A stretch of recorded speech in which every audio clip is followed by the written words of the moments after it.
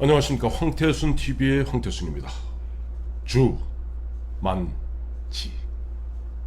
주호영이 만나러 갑니다. 지금 여러분께 그다 친절한 우리 주호영 의원 계속 그야말로 우리가 궁금했던 부분을 속속속 알아듣기 쉽게 설명해 주십니다.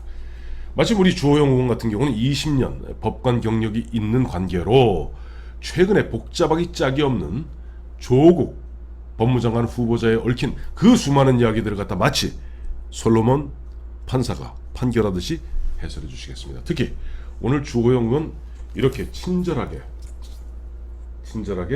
나온 각종 의혹들을 갖다가 아주 일목요연하게 정리해 주었습니다. 주연님 감사합니다. 예. 네, 주연님 조금 전에 조금 전 나온 뉴스입니다만은 단국대학교에서 급 사과했습니다. 단국대학교에서 아이고 보면 조국 딸 보면 그 고등학교 2학년짜리한테 제1 저자로 등재한 부분 아이고 미흡한 점이 있습니다. 저희가 조사해 보겠습니다. 라고 했는데 그 이야기 들으면 무슨 생각 나세요? 저는 조국 후보자의 경우는 네. 참 엉망진창이다. 네. 그리고 매일매일 뭐가 새로운 게 나와서 네. 오늘 이 방송하고 하러 오는 도중에도 네. 또 뭐가 새로운 게 나올지 모르겠습니다만 이제 아마 밝혀지면 네. 가관일 것이라고 생각을 합니다. 네. 그래서 단국대학이 미리 네. 이건 덮을 수 없다고 생각을 하고 예. 아마 선행자백한 거 아닌가 그렇게 생각을 합니다. 저는 아까 주 의원님 말씀에 이제 전적으로 동의하면서 언뜻 생각나기 2016년 겨울입니다. 2016년 겨울에 그때 기억나시죠? 국회에서 청문회 했을 때, 국회에서 청문회 했을 때 김성태 의원이 이제 위원장이었고, 그때 주 핵심이 뭐였냐니까 정유라의 이대 부정 입학 문제였습니다. 그 문제 갖고 결과적으로 이대 총장 감옥 갔고 그 주임 교수 감옥 갔고 줄줄이 감옥 갔습니다. 아마 지금 단국대 교수들 또 저 멀리 부산에 있는 부산대 의학전문대학원 교수들 등골이 서늘하지 않을까요? 저는 이화여대에서 감옥 간 교수들 네. 생각하고 있지 않을까 이런 생각을 합니다. 네, 그렇습니다. 자 이제 하나하나 우리 여기 뭐냐 조국 후보자가 눈을 지그시 감고 있네요. 괴롭겠죠. 그렇겠죠. 예. 자 하나하나 떼면서 우선 제일 먼저 가장 요즘 따끈따끈한 딸 장학금 문제. 요 뭐가 문제고 요거 처벌 어떻게 되는지 한번 주호영 전직 판사님, 주호영 의원님께 들어보도록 하겠습니다. 우선 딸 장학금 문제는 네. 제3자 뇌물수수가 적용될 수 있겠습니다. 네. 딸이 학점이 1.13 학점인데 4.5가 만점인데요. 1.13은 낮아도 좀 너무 낮은 거죠. 6차례에 걸쳐서 1,200만 원씩의 장학금을 지급하고 수령했습니다. 나머지 장학금 받은 사람 7명은 딱 한 번씩만 7명 중 6명은 딱 한 번씩만 받았는데 조국 딸만 계속 6차례를 받았습니다. 그래서 장학금을 지급한 교수가 부산 대 의료원장을 하다가 다시 또 뭐 좋은 직책을 받아갔었는데요. 부산 의료원장 갔고 또 교수 하나는 대통령 주치의가 됐죠. 그래서 그런 것을 의식하고 조국에게 잘 보이려고 딸에게 줬다면 딸에게 제3자인 딸에게 줌으로써 조국에게 뇌물을 교부한 제3자 뇌물 교부 이것이 우선 적용될 수가 있을 것이고요. 이것들은 소위 자신들이 국정농단 사건이라고 한 케이스에서 제3자 뇌물 수수를 적용한 예들이 있거든요. 그렇게 되고 그 다음에 유급을 2번이나 준 이 용감한 박도윤 교수가 해임이 돼버렸어요. 그러니까 교수 중에서 해임된 건 아니죠. 그렇습니다. 보직에서 해임이 됐는데 그 해임 과정에 위력을 행사했다면 직권 남용이나 공무집행 방해가 성립될 수 있기 때문에 이것을 철저히 파헤쳐 봐야 되겠죠. 자, 우리 김영광 실장 그 앞에 있는데 그 매직펜 하나 줘보세요. 하나하나 동그라미 쳐가면서 그 빨간 거 파란 거 2개 다 주십시오. 네, 감사합니다.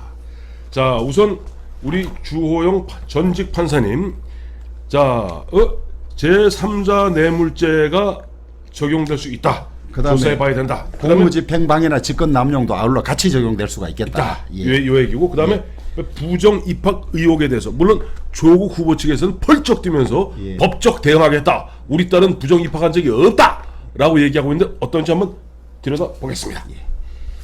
부정 입학이든 특례 입학이든 그게 50보 100보인데요. 네. 고등학교, 대학교 의전원을 모두 특례로 입학한 것 같아요. 네네. 그 특례 과정에 부정이 있으면 이제 처벌이 되겠죠. 네. 우선 외고는 2005년에서 6년 사이에 미국 유학을 하고 난 다음에 네. 정원 외 귀국 자녀로 한영 외고에 특례 입학을 했어요. 네. 그 다음에 2007년 8년 사이에 단국대학교에 2주간 인턴을 하고 난 다음에 네. 고등학생 신분으로 이건 거의 천재급이 돼야 되겠죠. 네. 그 어려운 의학 논문에 네. 제1저자가 됐어요. 예. 아마 이것 도움을 많이 받았지 싶은데 이 논문으로 네. 고대 수시 전형에 입학을 했어요. 아이고. 아마 그리고 고등학생이 이례적으로 대학교 가서 인턴을 하고 제1저자가 되고 네. 이런 것은 네. 입학을 위한 스펙 쌓기로 한 것이 아니겠습니까? 그렇죠. 그랬으니까 그 도움을 엄청나게 받았죠. 네. 단국대학교가 즉시 잘못됐다고 사과를 한 이제 이런 과정을 거쳐서 입학이 되는데 이것도 문제가 있는 것이고요. 네. 고대는 사립대학이기 때문에 이 입시 과정에 부정이 있다면 네. 업무방해죄로 처벌이 되고요. 예. 정유라 이런 사람들이 그런 걸로 다 처벌이 됐죠. 됐죠. 그 다음에 2015년에는 네. 의전원에 가기 위해서 필요한 네. 니트라는 시험 없이 네. 서류 전형만으로 또 부산대 의전원에 합격이 됐어요. 네. 이 단계마다 예. 다 특례로 입학을 한 것인데 이 특례 부정이 있으면 네.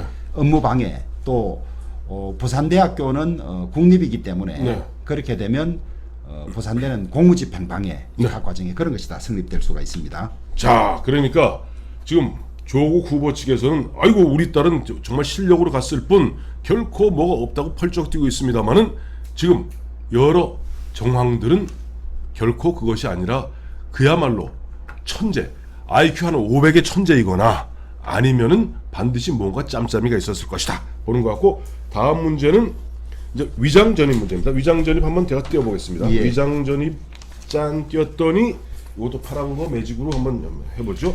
주민등록법 위반이군요. 이건 주민등록법 위반. 근데 이 주민등록법 위반은 네.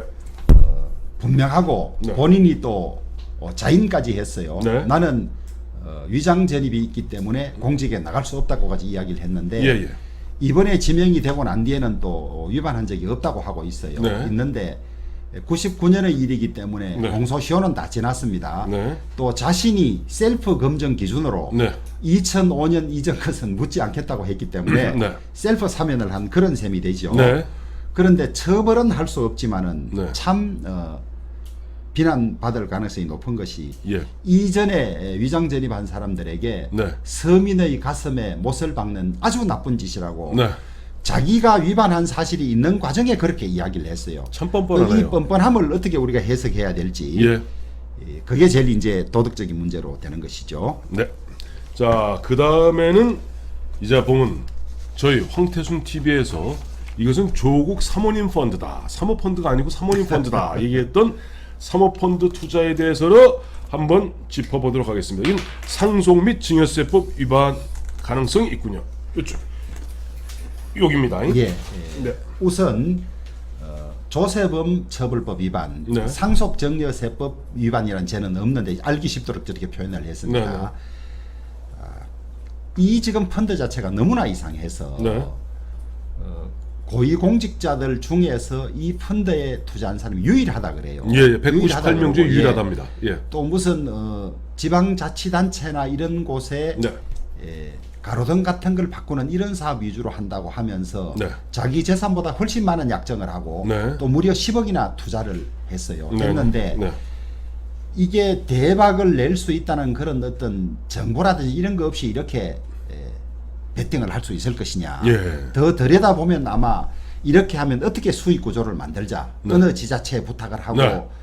민정수석이니까 그런 부탁들이 가능하겠죠. 더구나 그렇겠죠. 전국의 민주당 자치단체장들이 얼마나 많겠습니까. 그렇죠.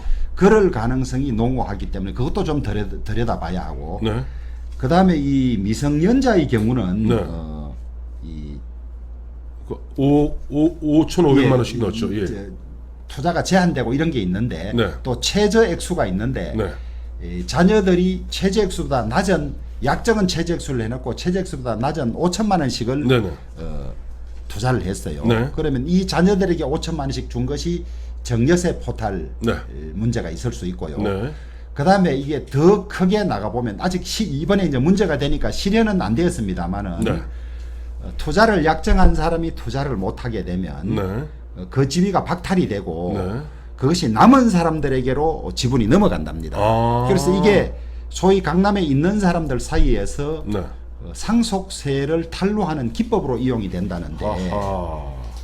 조국이 가입하고 난 뒤에 또 눈먼 돈 53억이 들어와서 이것도 지금 의문입니다. 근데 그게 또 묘하게 경향신문 좌파 언론 그 경향신문에서 단독으로 보도한 내용이에요. 그 어떻게 된지는 잘 모르겠는데 좀 수상합니다. 53억이나 되는 많은 돈을 여기에 투자한 사람이 누군지도 모르겠고 네. 또 이 수익 구조도 안 밝혀진 마당에 53억이 온 것이 기투자한 조국을 돕기 위해서 온 것인지 네. 뭐 그건 알 수가 없어요. 또 거기도 이런 땅 짓고 헤엄치기라는 정보를 알기 위해서 온 것인지 알 수는 네. 없는데 네.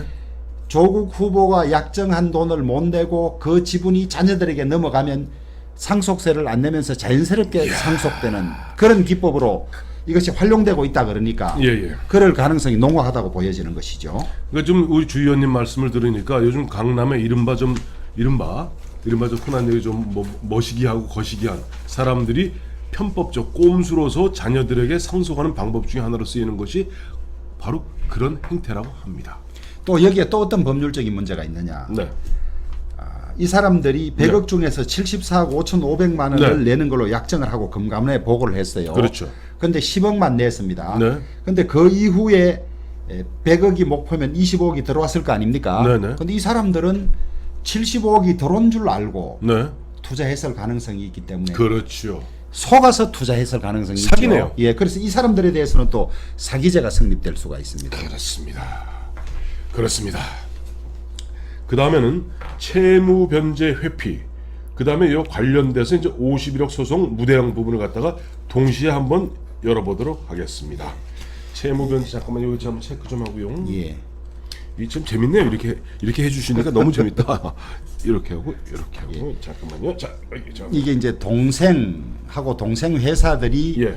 그러니까 학교 법인을 상대로 네. 말하자면 자기 어머니와 자기 형이 있는 법인을 상대로 소송을 냈는데요. 네. 학교 법인은 그냥 인정을 해버렸어요. 네네 그냥. 근데 다툴 것인데 인정을 했으면 배임죄가 됩니다. 그렇죠. 근데 배임죄 액수가 일정한 액수를 넘었으면 특가법이 돼요. 네. 그래서 학교 이사진들, 네. 조국 후보자도 이사로 있었죠. 네. 이사진들이 대응할 수 있었는데 대응하지 않고 네. 인정했다면 네. 특가법상 배임죄가 성립될 수가 있고요. 예. 그 다음에 이제 그 동생하고 네. 뭐 이런 사람들이 이제 학교를 상대로 소송을 하면서 네. 자기들이 빚이 많으니까 네. 이 소송에서 이겨본다 한들 네. 다시 기술신용 보증이나 이런 보증된 데 뺏겨야 될 것 같으니까 네. 이혼한 걸로 만드는 것 같아요. 네, 네. 뭐 우리가 건너다 보면 절타라는 말이 있고 네. 요즘 애들 말로는 안 봐도 비디오라는 말이 있죠. 안 봐도 비디오. 예, 좋습니다. 이혼을 해놓고 네. 이 책임이 없는 재수 씨 앞으로 네. 채권을 양도를 했어요. 네.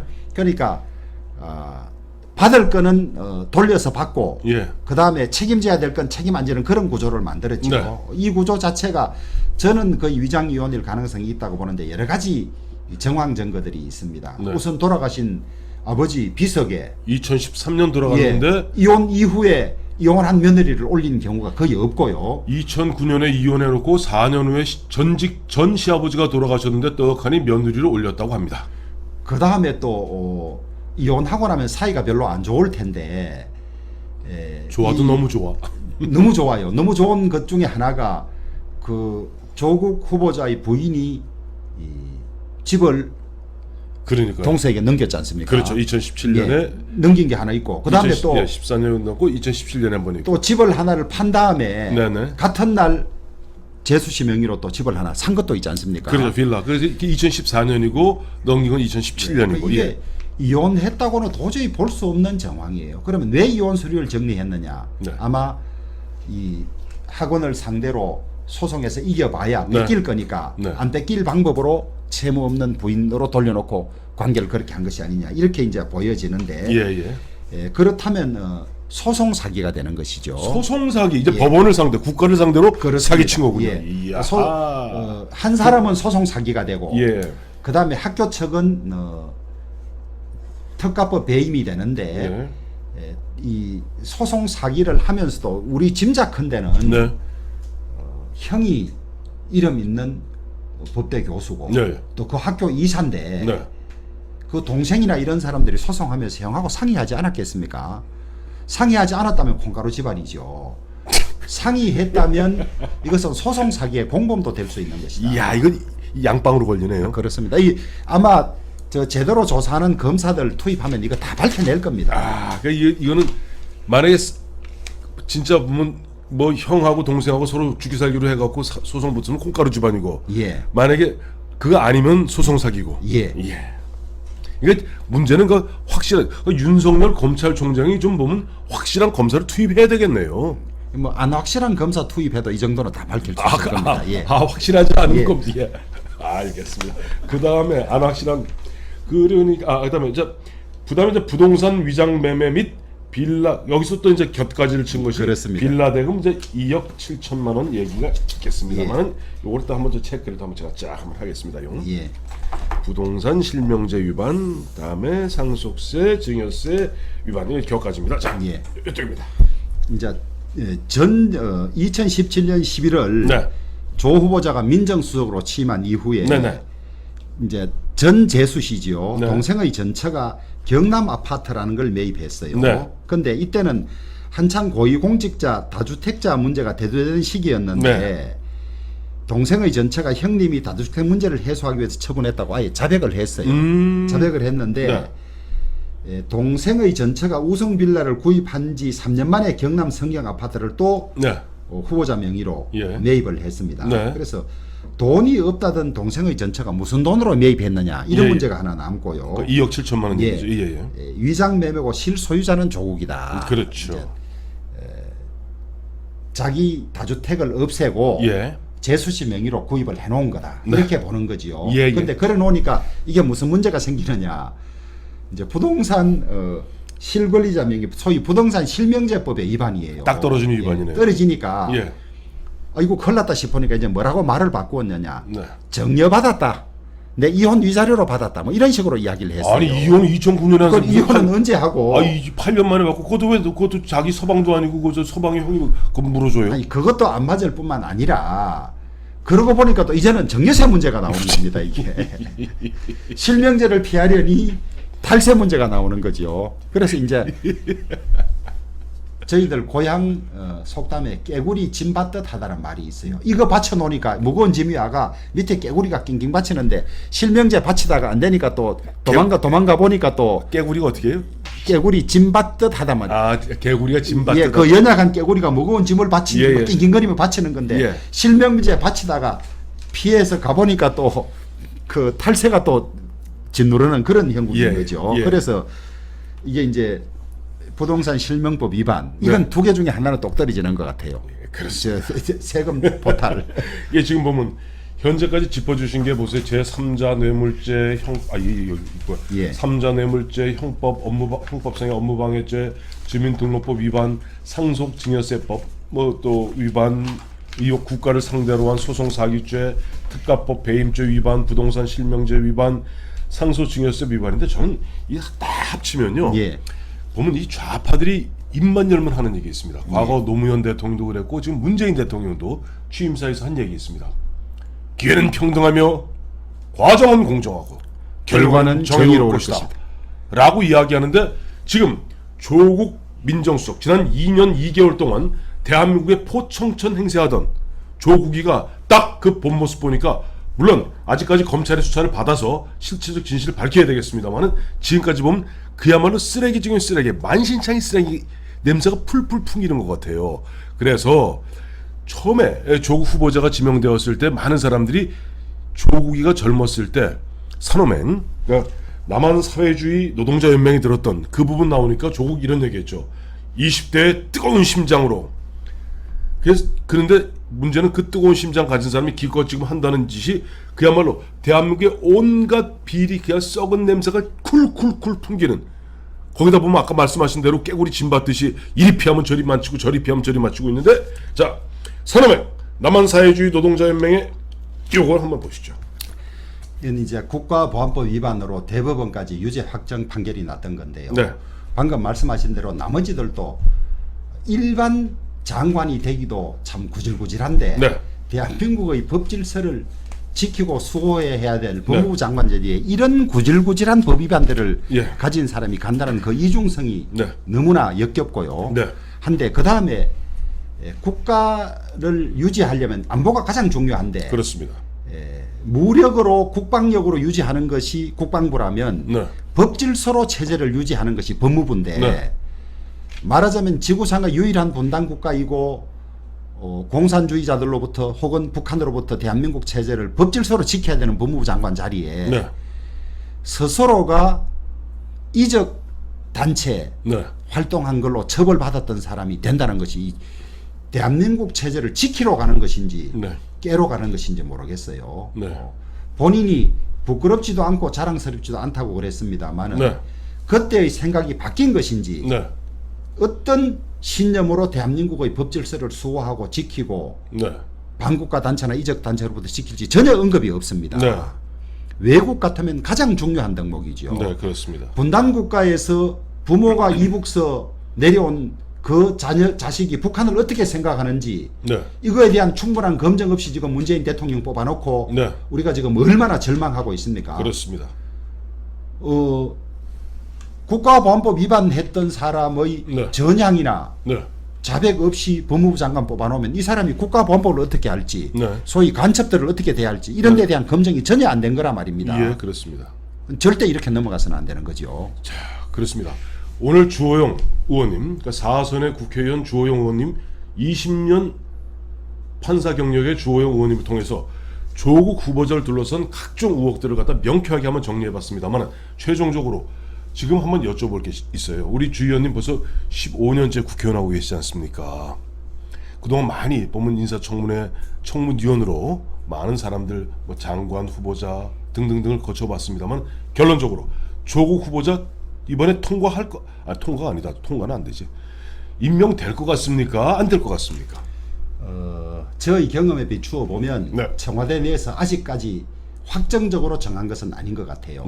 이런 일이 생기면 이번에 물러나면 레임덕이 옵니다. 안 됩니다. 끝까지 갑시다 하는 사람들이 꽤 많을 겁니다. 강경파들. 강경파들이 많은데 끝까지 가다가 말하자면 그냥 그만둘래 맞고 그만둘래 이 케이스인데, 항상 강경론자들이 이러면 우리가 밀리면 큰일 납니다 하고 갈 때까지 갑시다 하다가 결국 이럴 거 다 잃고 물러나는데, 저는 그렇게 될 거라고 봅니다. 결국 될 거라고 보고 결국 딸이라든지 본인의 경우에 제대로 수사하면 사법 처리될 것이 많기 때문에 검찰로서도 참으로 곤혹스럽죠. 곤혹스럽고 지금 자신들이 이 보수에 대해서 적폐청산의 잣대를 들이대면 구속되고도 남을 징역계 오래 받을 그런 사안이라고 보고 있는데요.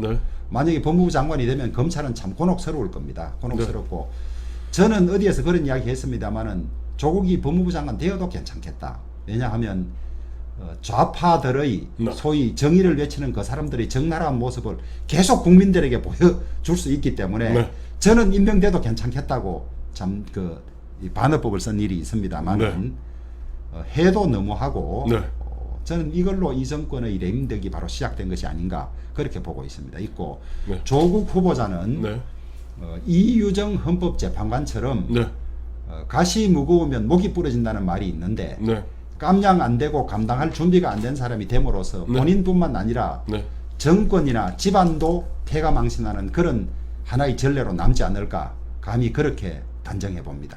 자, 우리 주호영 의원님의 가시 무거우면 목이 부러진다고 합니다. 자, 맞고 그냥 둘래? 그냥 그만둘래? 자, 오늘 주호영 의원님 주만지 감사드립니다.